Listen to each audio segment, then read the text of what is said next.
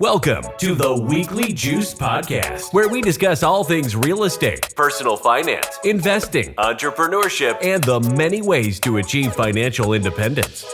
We interview accomplished investors and entrepreneurs with the goal that their stories inspire you to take control of your financial future. Here to get your creative juices flowing, while also documenting their own personal investing journeys, are your hosts, Corey Jacobson and Ryan Bevilacqua.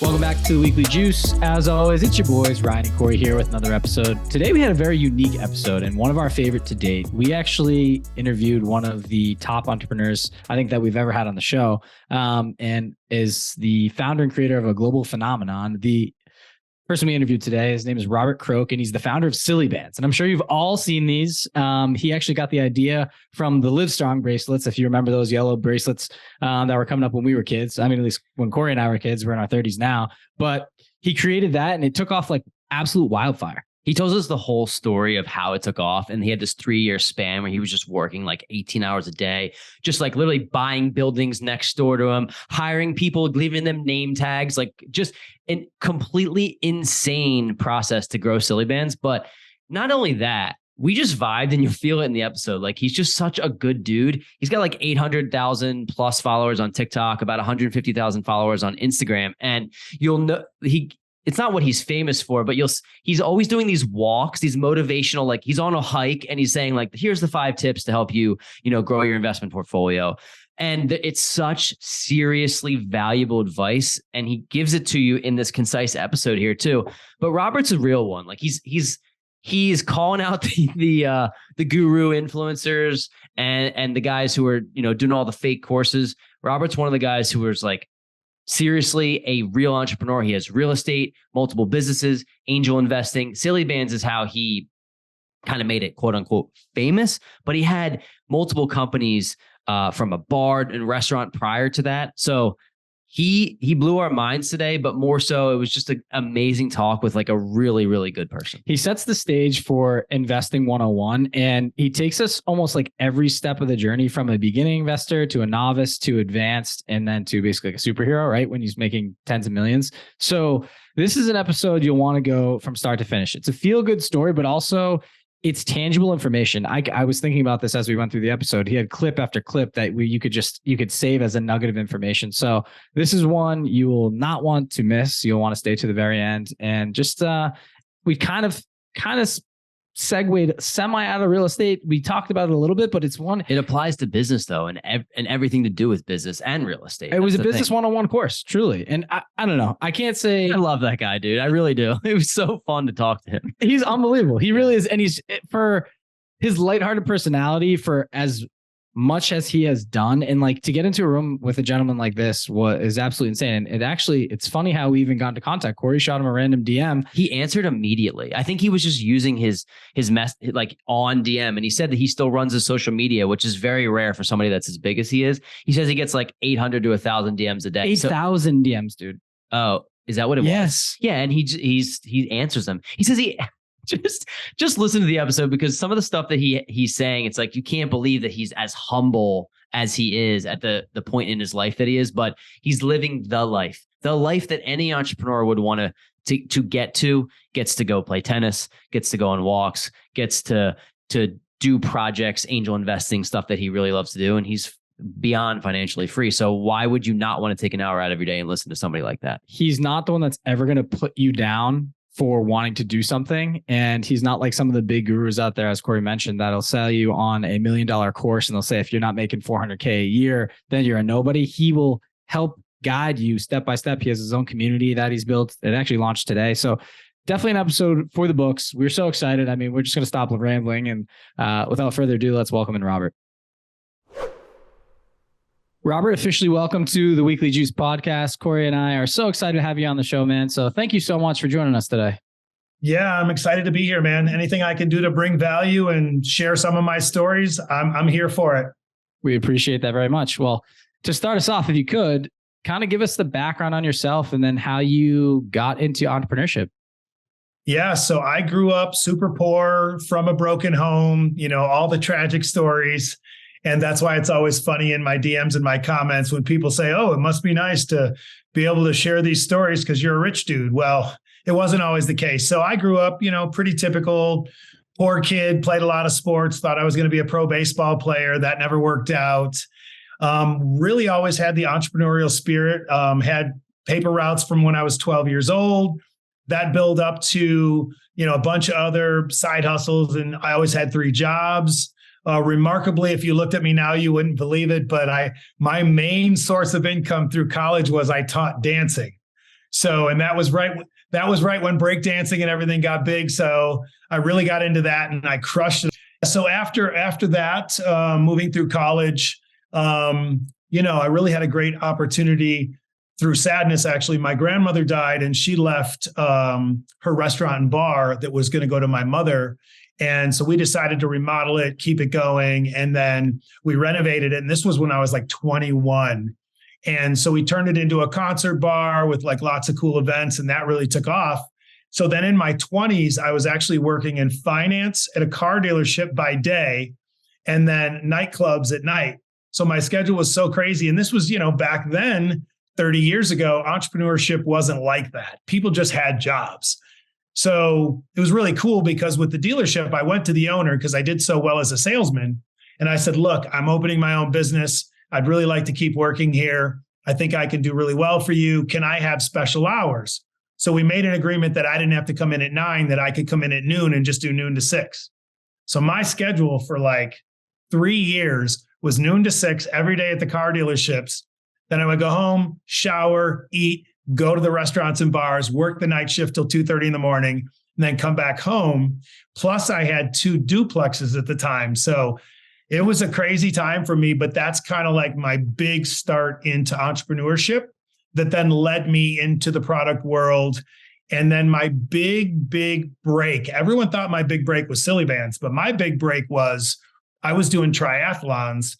And I ended up doing this triathlon where they gave me a Livestrong bracelet. Do you remember the Livestrong bracelets, the yellow bracelets that were huge? Had plenty of those. Yeah, they were huge. Yeah. They were huge. So every night at the bar, people would be like, dude, what is that bracelet? It's so cool. How did you get that? I'm like, well, you had to run a race to get it. So a girl that I never met, never knew her name, and who knows who she was, changed my life. So after so many people were calling me out on this bracelet, I cold called the Livestrong Foundation. So this is really a testament to shooting your shot. I cold called the Livestrong Foundation and I was like, hey, I want to start this company. So many people are asking me about the Livestrong bracelets. Do you guys make them for any other companies or causes? This girl on the phone, probably an intern, was like, no, but oh my God, our phones ring off the hook every day for people wanting us to make bracelets for them. She gave me the factory contact for the Livestrong bracelets in China on that call, never asked me any questions about my credibility or anything. So I Skyped. This is how long ago. I Skyped the factory. I was like, hey, I know you guys make these bracelets. I want to do it too. La, la, la, la, la. I think it'd be great for other charities and foundations. They were like, yeah, that'd be great. So literally 3 days later, I launched customsiliconebracelets.com. And it blew up. I mean, we had hundreds of thousands of dollars in sales, like in weeks, for the Red Crosses of the world and everybody else. And that was my big break that led into all of the silicone products and Silly Bandz. Robert, this is crazy. And the reason why I say this is because a lot of entrepreneurs or people that are entrepreneurs, when you're looking at it from a distance, you're thinking, man, this dude's gotta be this expert. He must have studied bracelets for 10 fucking years before he like dove into it. But the whole point is that like you had a good idea and then you just had the fortitude to be like, I'm just going to run with this, like, and see what happens. And obviously luck plays a factor here, but like the point is I think there's so many stories of entrepreneurs that they're just like, no, this is a good idea. And I'm just going to dive all the way in until somebody says yes. And it sounds like it's your story. Yeah. So that is one of the things that's key to my content. And thanks for bringing that up, is that so many people right now, I get goosebumps talking about this. Most of the people in my TikTok and Instagram right now are 18 to 40 years old, and they're scared shitless on what to do. They're like, oh, I haven't started investing because I'm afraid I'm going to get ripped off. Oh, I bought these 3 courses from these gurus on Instagram and it was a ripoff. So everyone lives in this kind of fearful manner. And I think for me, the case has always been dive in head first on any idea that I love or any project that I love and figure it out on the way down. And so one of the biggest portions of my message through TikTok, if you've watched any of my TikToks, is really all about taking the fear out of it for people and just doing it and taking it in chunks. Because so many people think to invest, you have to start out with 20, 30, 40 grand. No, start out with $100. Literally let compounding do its job. And so that's one of the key takeaways for all of my message, trying to help people get started in investing in business, is just start. You're going to fail. They see people like me, and that's why I try to be so authentic, and they think everything's been rainbows and unicorns. I have failed so many more times, and we never talk about the failures. I do, but most people don't. And I've failed so much, but at least if I'm failing forward, that's all I care about. And that's why right now it's so fun for me to spread kind of the word and the message, because I feel like everyone is so glazed over on Instagram and TikTok with so many fast talking gurus that have no track record or anything, and they're trying to sell you a course in drop shipping or cryptocurrency or this or that or the other thing. Now it's Chat GPT. If I see one more Chat GPT post where it says, clickbait, make 50 grand in 1 hour a week with Chat GPT, it just is so misleading and so bad for the general public, because people just want authentic advice and knowledge to be spread to help them. That's all they want. Totally. And that's why I get kind of, I don't know, mad's not the right word, but sometimes I do get mad when I see all of these really amazing content creators that we brought on the show that end up being content creators because they're so good at their craft, and they put out courses that have serious value, like really real. And I know you have a community too, like serious value, but it's really hard to decipher them from the rest because there's so many out there that, like, it doesn't take that much money to get a really nice camera and edit up your videos and make it look like that you're a superhero, or somebody that can help somebody out of poverty and have them make $100,000 in a day, like you said. So I think the authenticity is what Ryan and I have thrived on, even in the small audience that we've been able to create. It's just that, like, people want to hear similar situations that they're in. Have I experienced this before? If I have, I'm more willing to listen to you. And we just talked, we love talking about our mistakes. So I think that that's just something that I wanted to bring up there.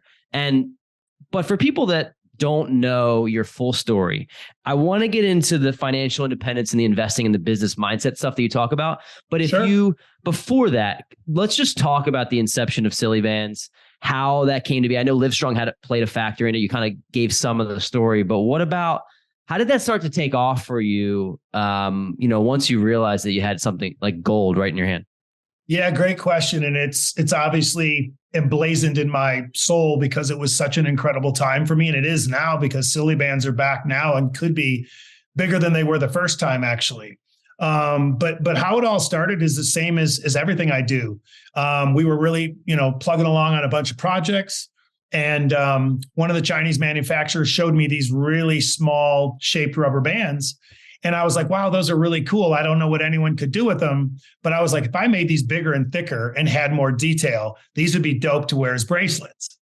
So we started doing that, and we had 4 styles. They didn't move. It was probably 6-8 months. And then we sold like 12 packs. I was like, yeah, okay, this is great. Then we sold 100 packs. Then we sold 500 packs. Then retailers started calling us, and it was all through Facebook. It went viral on Facebook. That's, 2009, 2010. And it literally was the craziest explosion a person could ever witness. We went from a 17-person company to like an 80-person company to a 300-person company to, in 2010, 11, 12, we had over 3,000 employees across the planet that were working on Silly Bandz every day. And so it was just one of these meteoric rises of right place, right time, where if you remember, 2009 and 10 was just the economy cratered, the housing market collapsed. And so people didn't have money, and a lot of people were really adversely affected by it. And I think the fact that Silly Bandz were $4 was amazing, because kids were trading them and they were collecting them. And it became this new phenomenon of entrepreneurship for these kids, where they could buy these for $4 and really trade and collect and just have all this fun. And it was crazy because, during that time, like let's call it early 2000, mid 2010, I remember one of my managers came up to me and he's like, what are we going to do? He's like, right now, sales are going to be at 1,000 cases a week by the end of this month. So if you do the math, 1,000 cases a week with 576 packs a case. So we were moving almost, 600,000 packs a week. So it got so crazy because we were flying the product in. We couldn't vessel ship. We had to fly it in. So UPS brought all their managers in and they're like, okay, we've never dealt with this before. What are we going to do here? Do you consider this is going to keep growing? I'm like, it seems like it. Yeah, it's going to be crazy.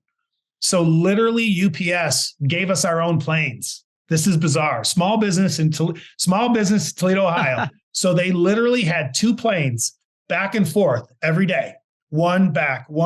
And then it was so time consuming and the labor was so dramatic because we had nowhere to put bodies. I was buying buildings on the fly right next to me to add space, that they didn't even bring the trucks and drive them in and unpack the truck anymore.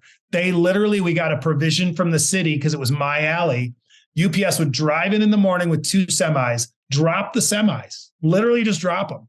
We would take everything out, repack it to wherever it had to go and put it back in, and they'd pick it up at the end of the night every single day. That's how crazy it was.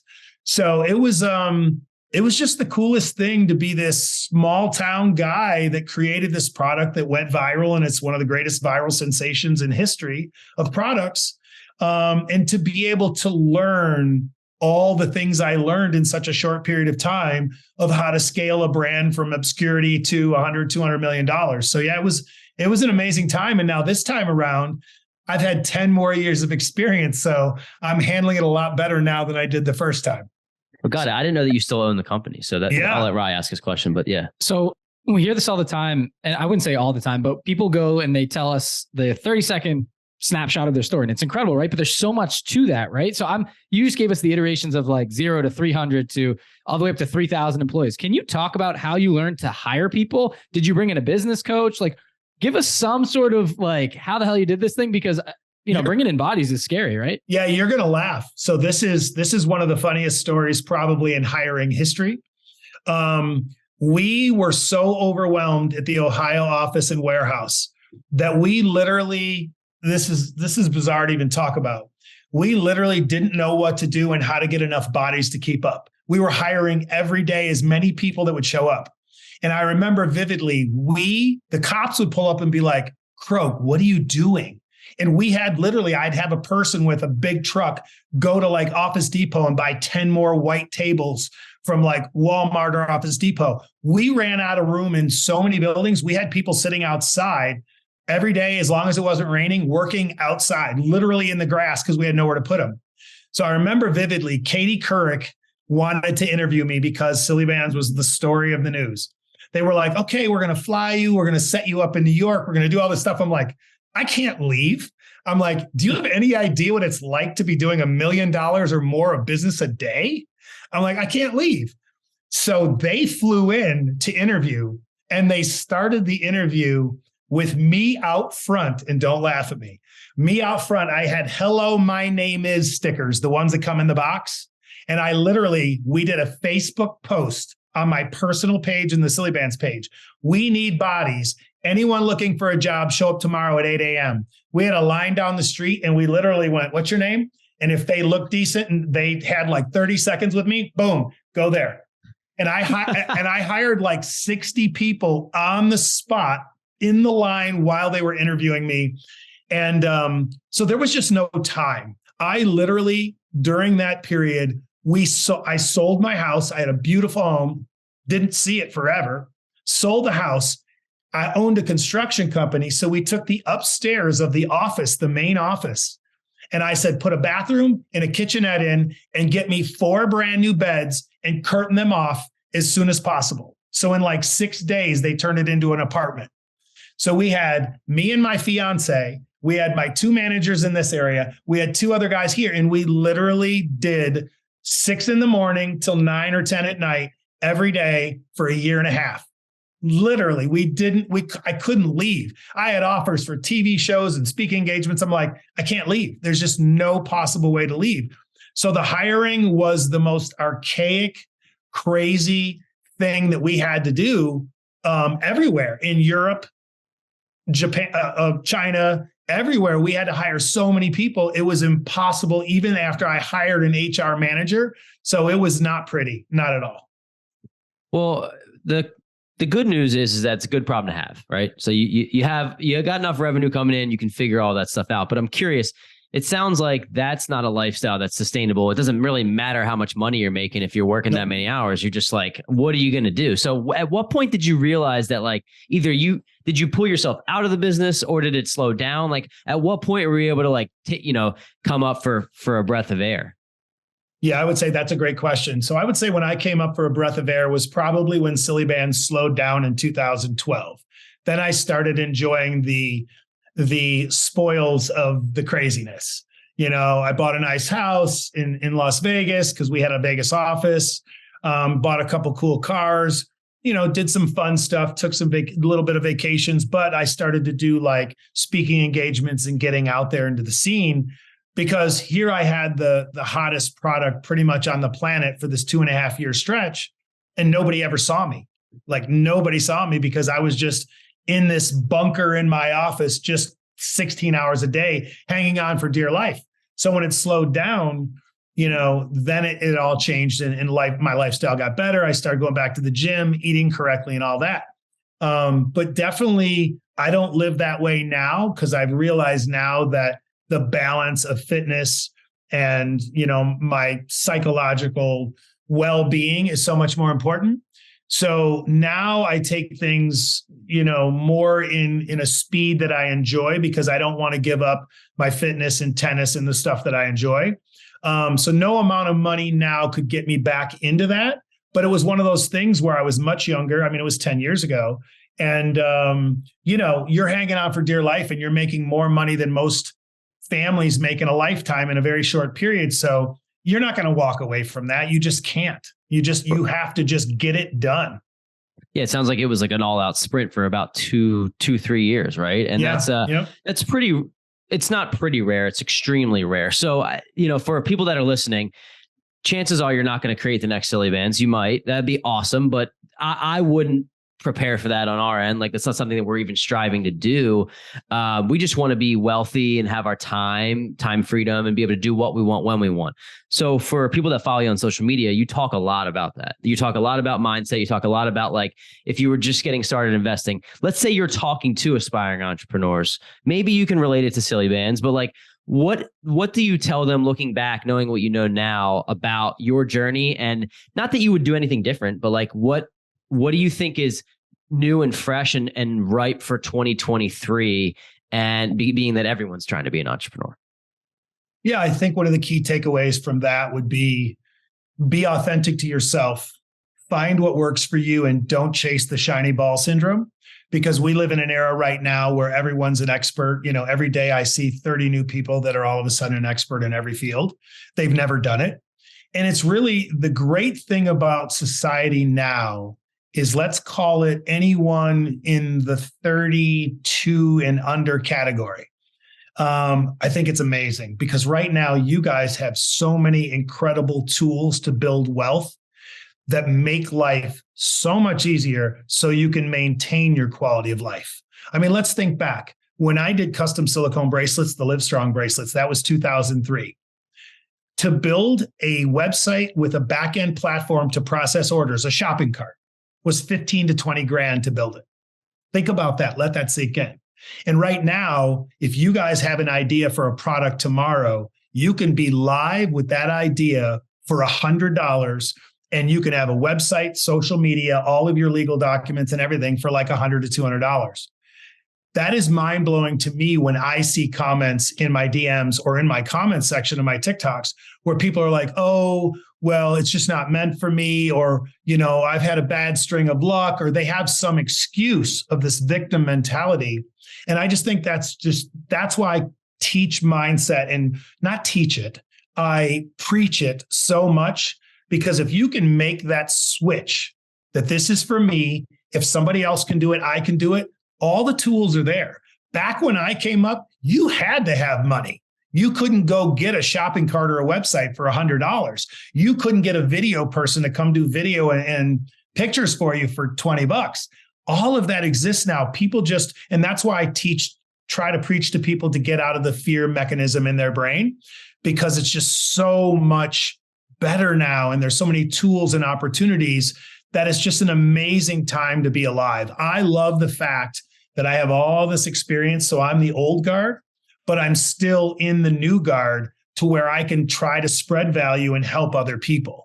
So yeah, it's an amazing time. And I think for young entrepreneurs, it's just think about Nike, just do it. I think Nike killed the hashtag game forever. Just do it. Nothing will ever beat it, in my opinion. And one of the other things that's probably the best piece of advice I've ever received, and it was probably 30 years ago, this old guy, very well off, mean as hell. He said to me, he said, Croak, you have to be in it to win it. And that has stuck in my brain every day because so many people talk about cool ideas and they're like, oh yeah, I'm going to do this. I'm going to do this apparel brand, or I'm going to do that. And then 6 months later, they're talking about something else and they never do anything. So that's why that you have to be in it to win. It sticks in my brain, even for me every day, because you have to execute. That's it. Love that. So for me, my ears were ringing when you started mentioning like, hey, you made the amount of money that some people's entire household makes in a lifetime. You did it in a very short amount of time. Can you talk to how you deploy that into other investments, right? Because there's such thing as making a ton of income, right? But then you have to do something with it. Some people just save it. They stash it in a savings account. But for you, I assume that you have you're a little bit more seasoned, that you know where to put this. So can you talk to us about maybe some of the silos you put it in, what you fell into, and what you kind of might feel are the best that you put into, so that other people can do the same? Well, let's start if you came into a lot of money. Okay, like I did. So we'll start there. That was the question. So yeah, for me, it was all about, well, let's back up actually. Let's talk about one of the things that's touted on Instagram and TikTok and every platform all the time, that millionaires have 7 sources of income. That's very true. It's very accurate. Anyone that's a millionaire plus is going to have multiple sources of income. But I think where it's a misnomer and it's misleading to most people is that you don't start with 7 sources of income. You start with one, you maybe add another one, you've got a little side hustle, or you invest in something that's cool, and you get a second source of income. You build up to those 7 sources of income. So for me, I already had multiple sources of income when Silly Bandz happened. And all the Silly Bandz money did was accelerate it to a bigger level. So then with that money, then I created an index fund account. I talk about that all the time. I think index funds are the best place to put money first till you get some money built up, because year over year, they're going to make 8 or 9%. And that's a really good return. And I think too many young entrepreneurs right now, when they get a little bit of money, say they hit it a little bit and they get 20 grand or 50 grand. I think the problem is they immediately try to go for the home run. They take that money and they YOLO it into some new crypto coin or altcoin or something like that. Or worse, they get that first taste of money where they have 6 figures in their bank account and they go buy a $150,000 car, they buy a $20,000 Rolex. So I always try to preach to everybody, whether you have a lot of money or a little money, is get that silo where you have that index fund growing for you every day and you're adding to it. So that's your safety net. You don't touch it. You don't ever do that because you want to let that keep growing, because the other money can be your play money. So what I did with the Silly Bandz money, I put away X amount of dollars. It was a very substantial sum. Then I started going into angel investing in startups, cryptocurrency, and all of these other things. So I really had a great diversification of my funds, because the key is it's not what you make, it's what you keep, but also it's all about compounding and getting that money growing. And the mistake I did make in that big earning era of those 2 or 3 years is I invested too widely into too many new things. And I would never do that again. So now when I invest, whether it's angel investing or venture or whatever, I take smaller bets on more items, because then that way, if I'm wrong, I'm diversified over enough ideas that I can really crush it on the ones that do perform. So for me, whether you have a lot or a little, get your base first. And your base should probably be index funds, real estate second, and then go into a small portion of crypto, and then maybe start angel investing or investing in real projects that have legs. I think it's really interesting that what you said there, Robert, with first of all, it's very true when people say the rich get richer. And it's not a scam, the rich getting richer. It's because if somebody gave you $10 million and not gave you, I mean, you earned $10 million, but you had that, it's pretty damn easy to turn that into $20 million if you invest it the right way, right? And it's a lot faster than you can get to 100,000 from zero. So I guess my point is, the reason why I'm saying this is that, let's say somebody had, they make a good living, they make call it six figures, whatever amount you want there. And they maybe have an itch for real estate or they have an itch for investing. What would you tell somebody who didn't make a big sum of money? Because I think at that point, if we had $5 million, I would know exactly what to do with it in a real estate. I put it right into a large multifamily deal that's safe, that's in the South in a growing market. We kind of have figured that out, but the whole thing is getting to that 5 million, right? So let's say you make 100 grand and you have some $50,000, $100,000 saved up to play with. You would say first index funds at that point, or would you say start with index funds when you have $100, $200, $300, $400, $500 a month to put away? Like, how do you differentiate? So the big thing that I say all the time is invest early and often.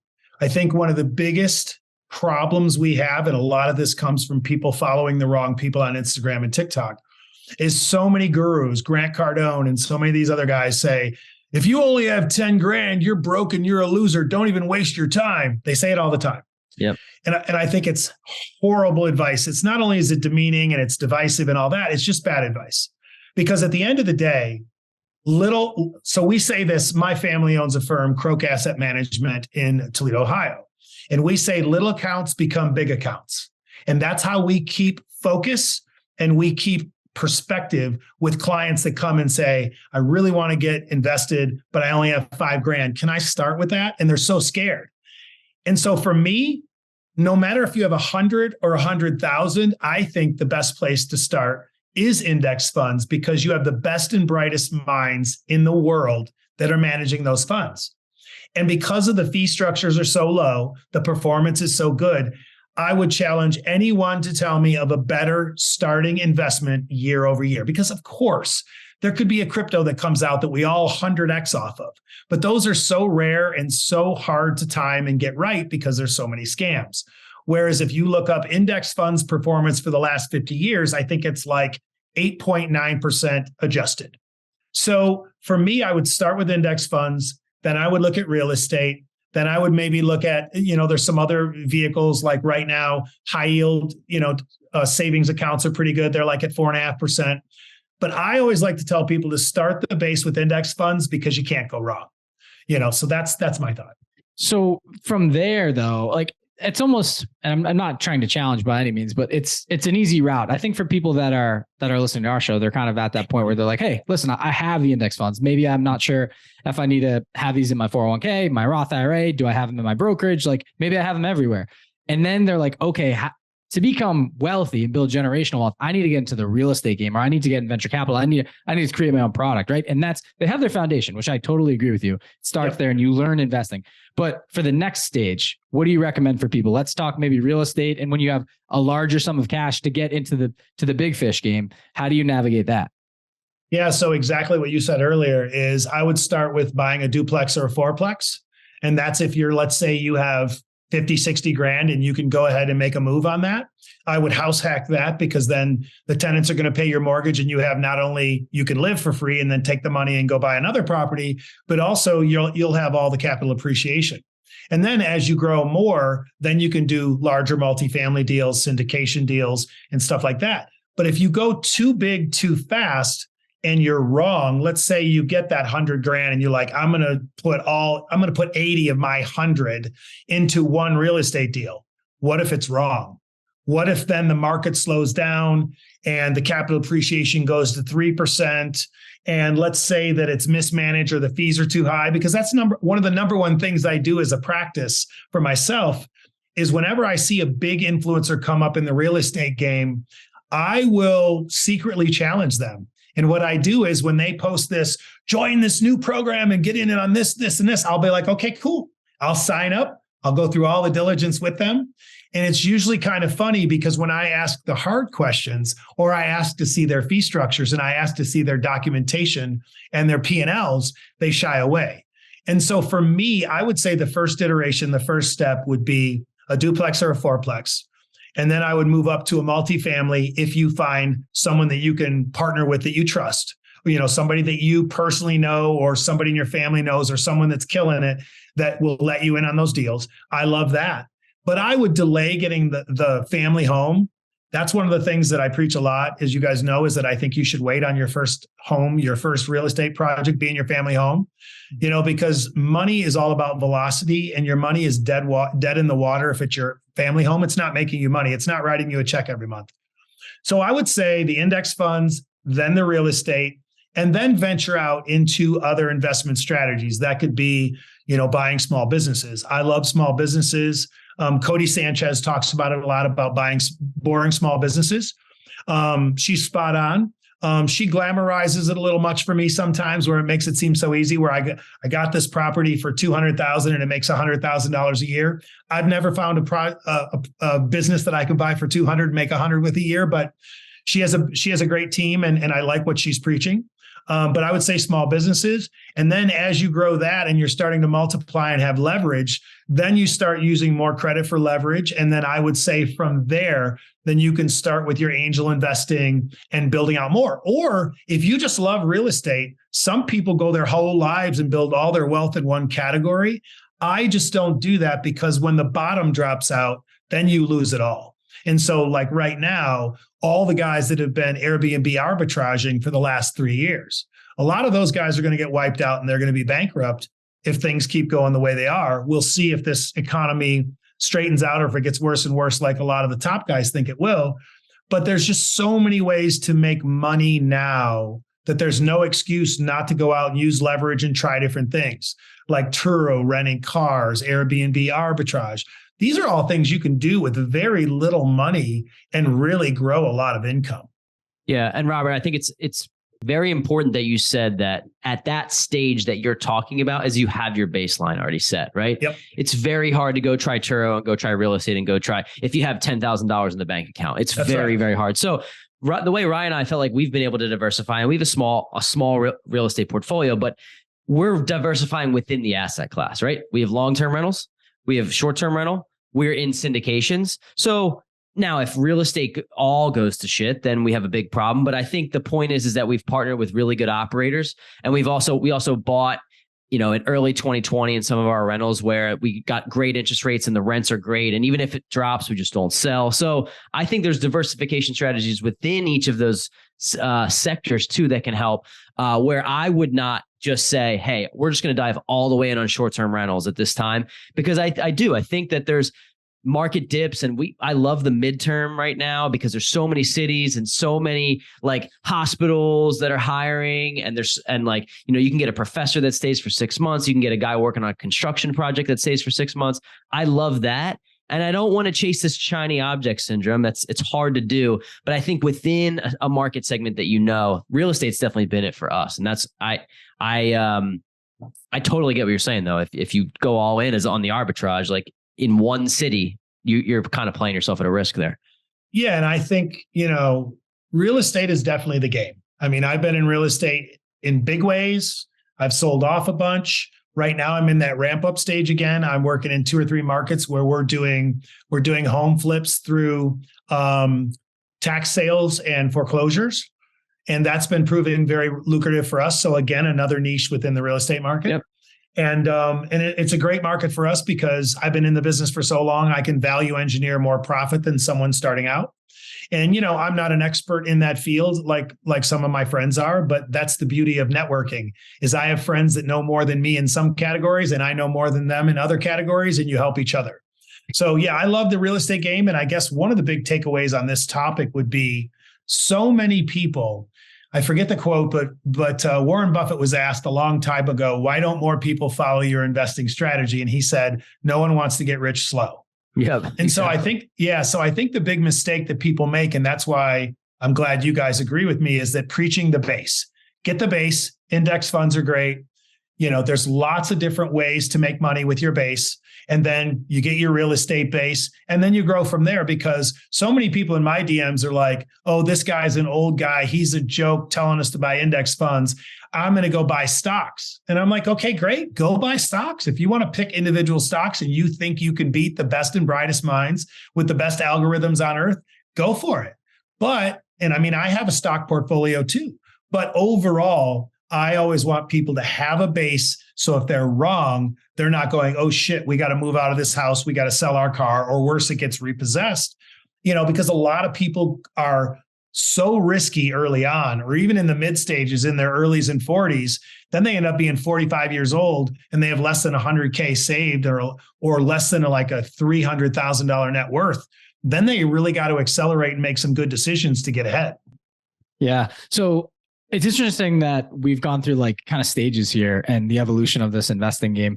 Can you talk to the importance of, or I kind of want your thoughts here, because you've had your hand and dipped in a lot of pots here. What are your thoughts on hiring a coach for some people that are, hey, maybe they are invested in real estate. Maybe they want to buy businesses. Maybe they started their own business. Maybe they create content and they want to generate cash flow that way. There's just an entrepreneurial spirit within both of us. And obviously you. Did you have someone help and hold your hand as a guiding light at any point through this process? And what do you recommend for people that are looking for, like, I just think about us growing up, we've had coaches in every single sport that we've played. And I know you played sports. And then when you get into the real world, you're like, there's no one. It's like, I go read a book, I go to YouTube University, and you just figure it out. You get beat over the head. So I'm just curious on what your thoughts are. Everybody has a different take. I don't know who your audience is and I don't know how big it is, but you guys are crushing the game with these questions. Literally, bravo to you. I think it's one of the biggest mistakes. So do I have coaches? I have the brightest minds in the planet that I get to work with. I don't have to pay them because they need me too. So for me, I'm blessed. If I have a question about something that is super, super high level, like today, I had a call with a woman. I'm not going to call her out on this show. And I think she is the brightest mind when it comes to venture capital, startups, and funding, specifically investing, angel investing and such. She DM'd me and she was like, you're brilliant. We need to talk. We need to meet. And I spent an hour with her earlier. And she's way smarter than me at all of the really technical back-end financial stuff revolving around venture and angel investing. So I was like, look, we have to work together. I'll help you in the fields that I'm the expert in. You help me go through all these deals. And so I think one of the biggest mistakes people make, let's say someone is starting to grow and they're really getting there and they're 25 or 30 years old. And you're absolutely right. You hit it on the nail on the head. We have coaches our whole entire life, teachers and coaches and everything. Then when you get out into the business world and you're trying to like create these side hustles or you're trying to create a business, we have nobody to turn to. You can ask people, on the internet, or you might meet someone on a DM or something, but most of the time they're going to try and sell you something. So I think one of the biggest mistakes people make is not hiring a coach, because again, it gets back to velocity. If you want to learn the real estate game, it's going to take you 5 years of mistakes, no matter how many YouTube videos and no matter how much content you make, 5 years of mistakes before you get it right. And you can hire a coach that might cost you $1,000 or $2,000 or $5,000. Like me right now, I have, if you go to my link in bio, I have hourly consulting. I charge people $500 an hour, and I could book that out 100 hours a week if I wanted. I have it limited. But these people can call me, spend an hour with me for $500, and it probably saves them 100,000 in mistakes for that $500. So what a great question. I think everyone be selective, but find a coach that can help you, because what it does, it speeds up your learning curve dramatically. So I know you want to go. It's on the coaching thing really quick. Yeah. So if they're not going to use you, right, which I would recommend most people do, look at just listen to the last 30 minutes. But where do you recommend people find these coaches, right? Because I'm thinking about us, candidly. We get DMs literally all the time. They see the amount of followers you have. They see the engagement. They know it's legitimate. They're like, dudes, you guys are doing the right thing, but we have XYZ product. Let's work with us. It'll be $5,000 to $10,000. I'll take you to the next level. And I'm like, dude, like, I'd rather drop that in a real estate deal, truthfully. So I'm trying to find the right person for us, right? To source out and say, hey, listen, let's work hand in hand. Let's do this thing. And we'll pay you as long as it's worthwhile.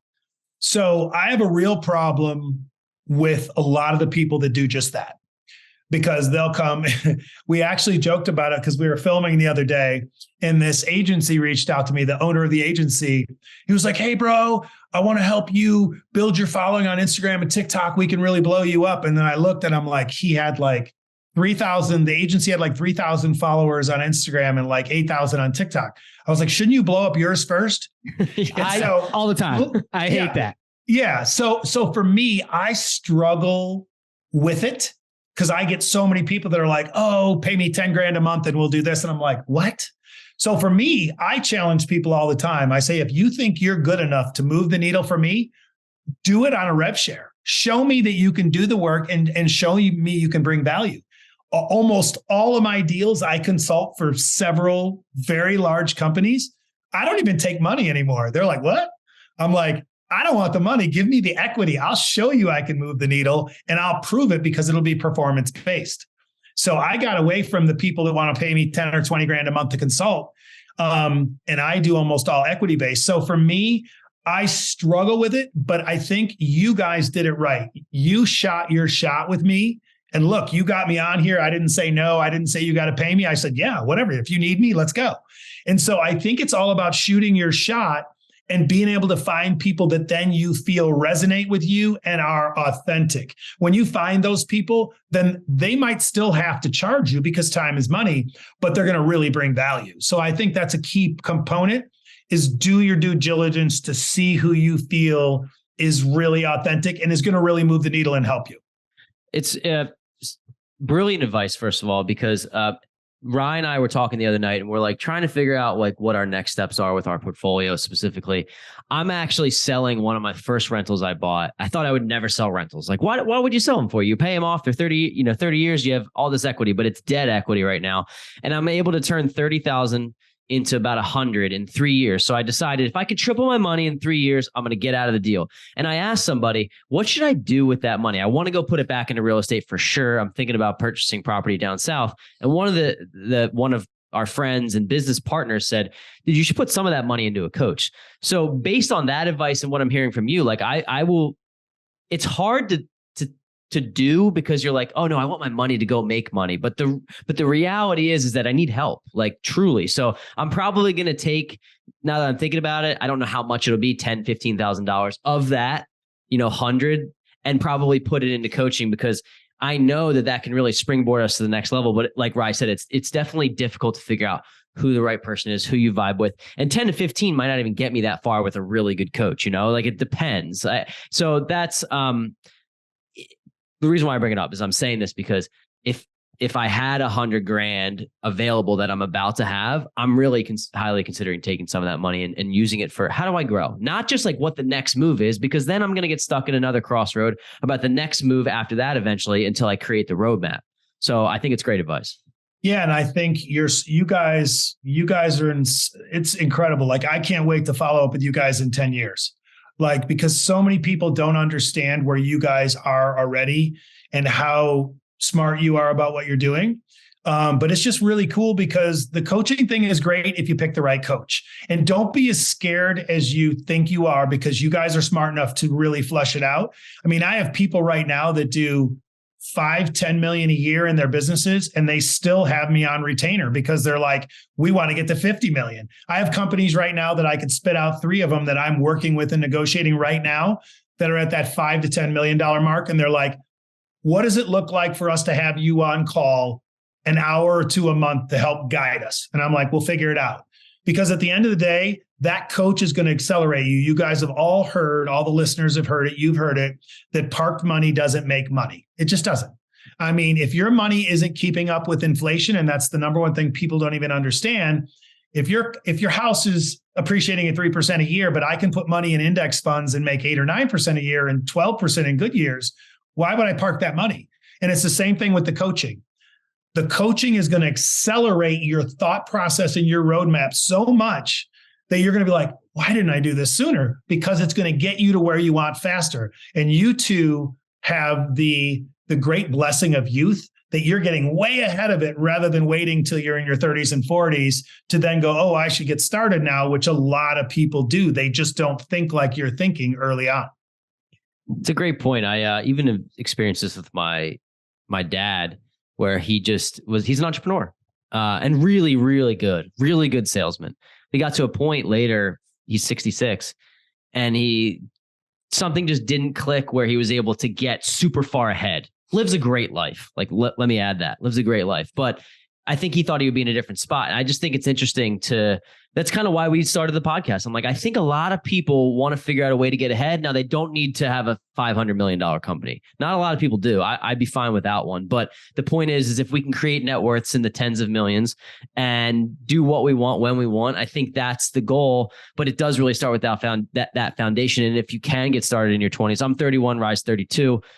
I already feel like I'm so far ahead, but talking to people like you, I'm like, damn, like there's so many levels to this game and so far that we can go. It's just like the question that I'm trying to get to, and I know it's a roundabout way, is at what point do you feel, seems like you're in a great position in your life now. Like at what point do you feel that enough is enough and you feel like you don't need to become a billionaire or whatever the next step is for you? Where do you draw the line and say, I feel amazing about what I do every day and I don't need to like strive for the next 10 million or whatever? I can tell you that right now, 50,000 a month. And a lot of the other big influencers out there are going to laugh at me and the Grant Cardones of the world because they think everyone's got to be a billionaire or they're not a success. I mean, he was quoted, or he did a video a couple of weeks ago that said, if you're not making 400 grand a year as an adult male, you're a loser. And again, I just think it's terrible advice because everyone has a different take on what happiness is. For me, during the Silly Bandz era, like you said earlier, I don't want that ever again because I can build things now that I'm a little older and I understand the game better. I can build things in a way that I don't have to give up my daily life. Like my ex and I, we had a conversation one day because she said, why are you trying harder? You're so smart. You could be a billionaire. I'm like, I don't strive to be a billionaire. So I explained to her, I said, look, every day when we wake up, what do we do? She's like, will you make us breakfast? I go, yep. And then what do we do after that? We go to the gym. I said, yep. And then we usually go back and do a couple hours of work. And then I go play tennis. I play in a bunch of tournaments and matches. Then I'll come back and work for an hour. And then we go for a nice dinner. And then we go for a walk. I go, if I was a billionaire, that goes away. Because until you exit, if you're a billionaire and you sell out and you go, enough is enough, you don't have that freedom and you don't have that lifestyle. Everyone in my former life, this was a year ago when I was living in Louisiana, they all laughed at me at the tennis courts and at the gym every day. They're like, do you work? Are you retired? And I'm like, no, I own like parts of like 15 companies. I just work at my pace. So I think you have to figure out, I don't have a desire to fly private every day and own a jet.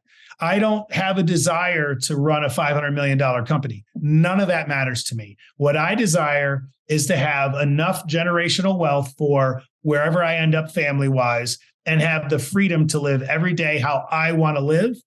And some people, and I learned this the hard way because I used to be that, all they do is chase the money. And so for me, I think everyone has a different perspective of what's important to them. So for me, now that I've lived all the different lives, I've lived the life of being broke, I've lived the life of the hustler, I've lived the life of the multimillionaire, all of those things. For me, it's all about finding what's authentic to you and not so much what you think people think it should be. And that's one of the things I love about kind of millennials and this whole van movement and this downsizing movement. I mean, at one time, 5 years ago, I had a 10,000 square foot house in Vegas.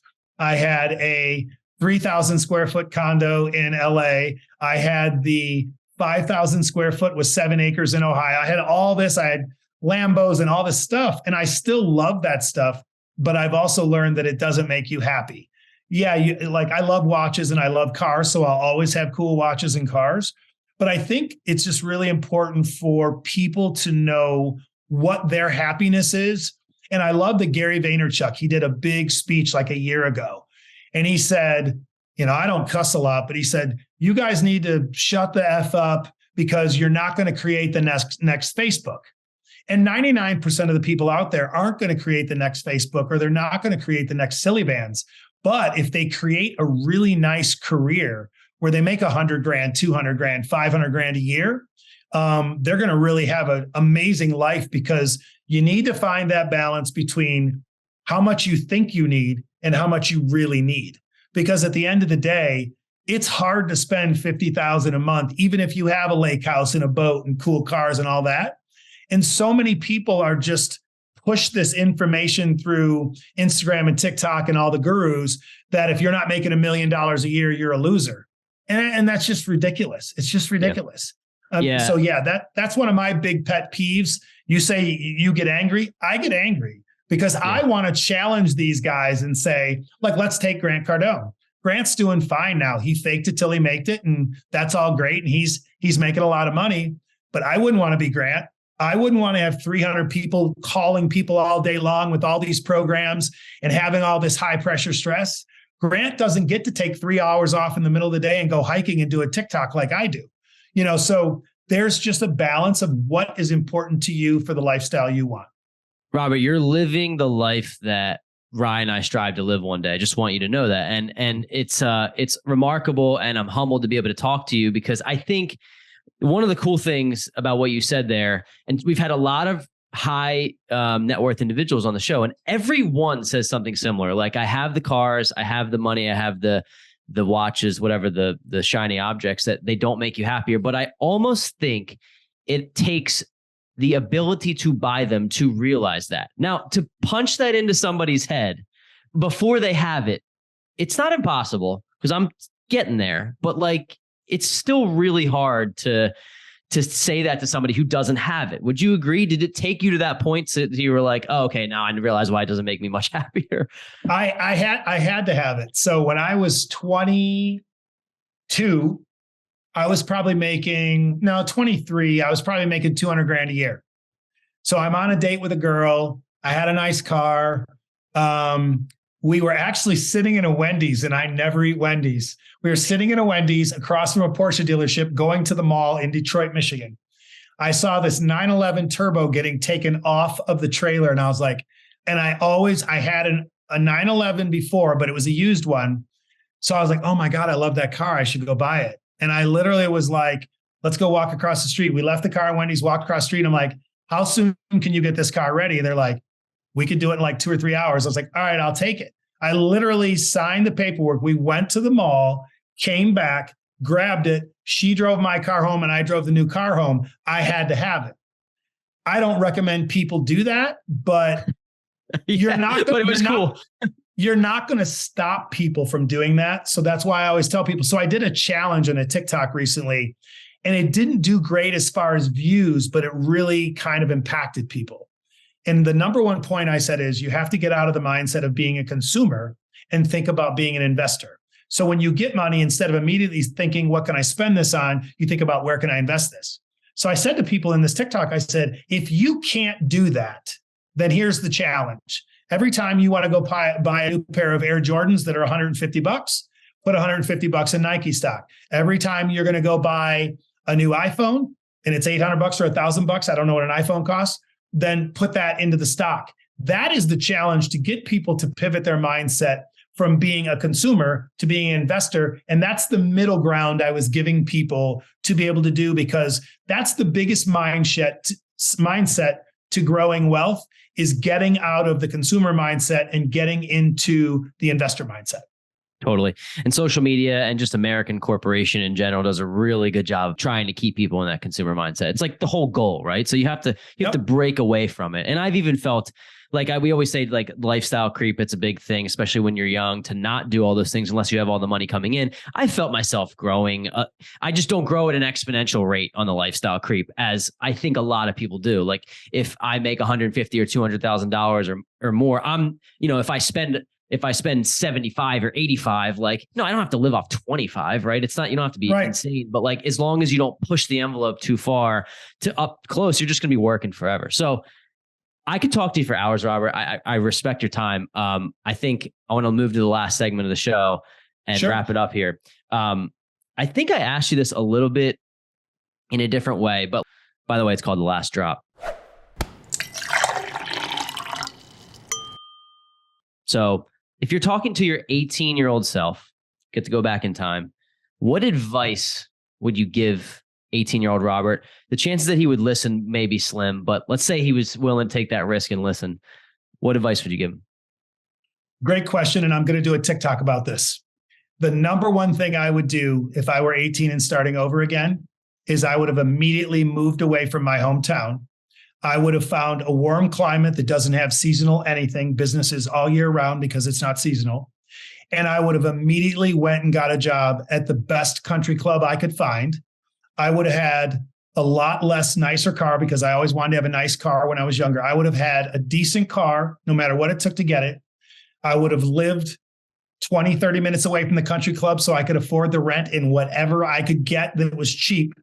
And I would have worked at the country club and busted my butt there and at the nicest restaurant near the country club, 2 jobs, because then I'm always around wealthy people that have done it. Instead of, I grew up in a poor neighborhood and didn't get out for 20 years, and I was always the highest earner in the poor neighborhood. So then that limits you. A lot of people say that you are your 5 best friends or the 5 people you hang around. And there is no truer statement, because if you're the high earner in the group, you're going to feel like a baller. But then there's other guys out there that are crushing you that don't do it. So if I started over, I would move away. Great climate, country club. I don't care if it was washing dishes. I don't care if it was bussing tables, a caddy, greens person. I don't care, because I want to be around the people that have done it as fast as I can so I can learn from it. Then when you learn from it and you show them the hustle, they're going to give you opportunities. Let's say I moved at 19. By the time I'm 21 or 22, I've moved up to caddy. Then all of a sudden I got all these rich dudes that own companies and everything right at my access to ask questions and hang out with. That's what I would do if I did it all over, full stop, no change. Wow. It's the most concise answer we've had of that question too. So thank you. I have a part B really quick. Say you're a 28 to 30-year-old person that is still in the corporate world and is building a side hustle and wants to get out of their W-2 eventually. How do you get in front of those people? And then not only get in front of those people today, how do you develop those relationships and take them to the next level? Because I think a lot of people can get in those rooms for a little bit and then it fades away. It definitely fades away. And I talk about it all the time. When you go to a conference, whether you pay for it or you get an invite or whatever, whether it's a local conference or a big conference, over 95% of those contacts will never, it will never amount to anything. People do a lot of talking and very little execution. Even for me, like when I go to these conferences, I make sure that I follow up with everyone. I put notes in my phone of what we discussed. I make sure to really do that. And then I have like a 2-week flush out process, because usually after a conference, you've got about 2 weeks where people are like, oh man, it was great to meet you. We should do some business. And then it fades and it fades and then it's gone. And so for me, if I was the 28 to 30-year-old, I would get in those rooms. I would maybe be at the conferences where it costs you a little money, where it's maybe $500 or $1,000 to go. But I would make sure to have a concise plan and research the players that are going to be in the room. Because there's a lot of players that are big, and it's funny, and I'm not going to name the guy because you both know him, shunned the shit out of me when we filmed a TV show together 2 months ago.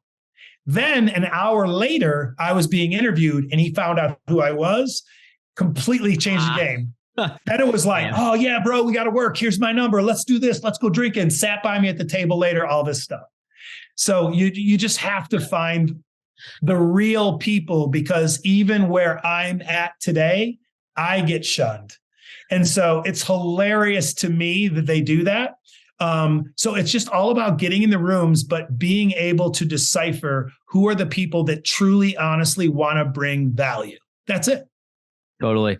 I love that answer. And it's funny because I've talked to enough people that have a very similar mindset. It's like, if you can go in there and you're unbreakable, which I feel like I'm getting to that point, then it doesn't really matter how people talk to you, because it's just like, you know who you are, right? And right. I feel that way, even at such a small pale in comparison to the level you're at. I still feel like if I walk into a room and somebody shuns me, I'm like, it's okay. I know who I am. I know that I don't need the validation from other people to build my own confidence. So, but I think that's funny that happened even to some people drink their own Kool-Aid a little too much. Yeah, man. Yeah, exactly. So, Robert, this has been amazing. One of my favorite episodes. Let's say people want to get in touch with you. They want to maybe join your community, which I don't know how you wouldn't after listening to this episode. But What's the best way for people to get in touch with you if they're interested?